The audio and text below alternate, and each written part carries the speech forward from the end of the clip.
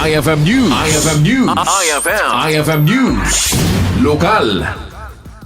Nagibunong ti Provincial Government of Ilocos Norte, babaen ti panangidaulo ni Gobernador Cecilia Araneta Marcos, iti sagsangapulo a kilo abagas iti limagasot a kwalipikado a benepisyaryo manipod iti 23 a barangay, iti munisipyo ti Currimao kaspaset iti first phase second cycle iti food assistance distribution program.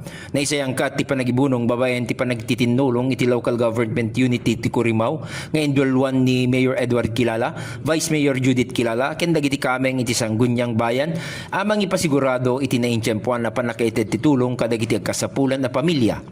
Dahito aganwat ket mangipakita ti agtultuloy a panagkumit iti gobyerno probinsyal amang papigsa iti seguridad ti taraon ken mangpasayat iti biag dagiti pamilya iti taga Currimao, babaen iti responsive ken makipagrikna serbisyo publiko para iti ili ti Currimao.